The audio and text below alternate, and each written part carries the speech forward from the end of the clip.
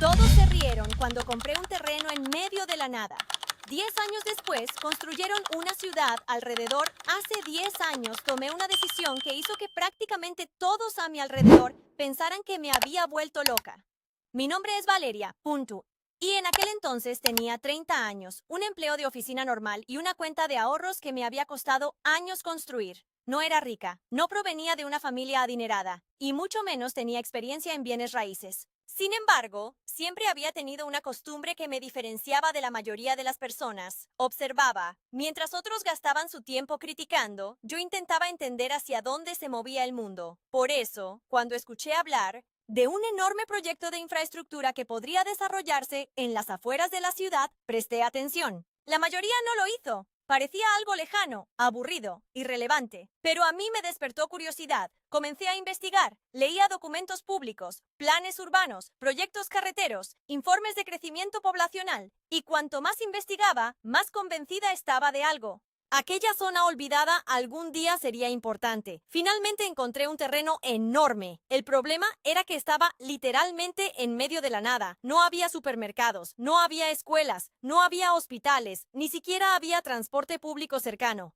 Cuando llevé a mi familia para mostrarles mi posible inversión, comenzaron las burlas inmediatamente. ¿Vas a construir un rancho? ¿Piensas hablar con los cactus para no aburrirte? ¿Quién compraría algo aquí? Todos reían. Incluso mis amigas pensaban que estaba cometiendo un error. Mi madre fue la más preocupada. Me pidió varias veces que reconsiderara la decisión, pero algo dentro de mí me decía que debía hacerlo. Así que invertí prácticamente todos mis ahorros, firmé los documentos y me convertí en propietaria de aquel enorme terreno vacío. Los primeros meses fueron tranquilos, demasiado tranquilos. Nada cambiaba, nada se construía, nada parecía avanzar, y las burlas continuaban. Cada comida familiar incluía algún comentario. ¿Cómo va tu desierto? ¿Ya llegaron los vecinos? ¿Ya abrió el primer centro comercial para las vacas? Yo sonreía.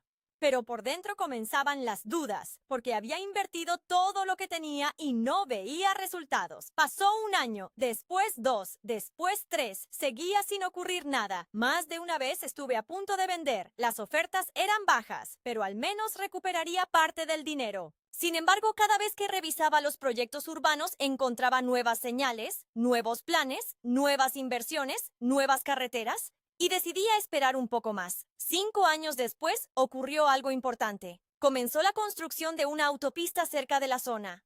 Por primera vez, los inversionistas empezaron a interesarse. Llegaron las primeras ofertas serias. Algunas multiplicaban varias veces mi inversión inicial. Mis familiares me insistían para que vendiera. Ya ganaste suficiente. No seas ambiciosa.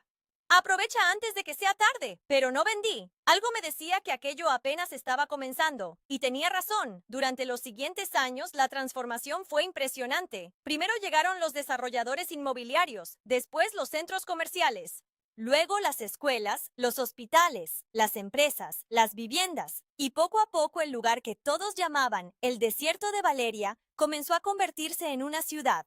Recuerdo perfectamente el día en que regresé al terreno después de casi 10 años. Me quedé sin palabras. Donde antes solo había tierra, ahora existían avenidas enormes, semáforos, edificios, parques, restaurantes, miles de personas caminando, miles de familias viviendo allí, y mi terreno se encontraba prácticamente en una de las zonas más valiosas de toda la región. El valor había aumentado decenas de veces, mucho más de lo que jamás imaginé. Las ofertas comenzaron a llegar de todas partes. Empresas constructoras, inversionistas, corporativos. Todos querían aquel terreno que años atrás nadie quería ni regalado.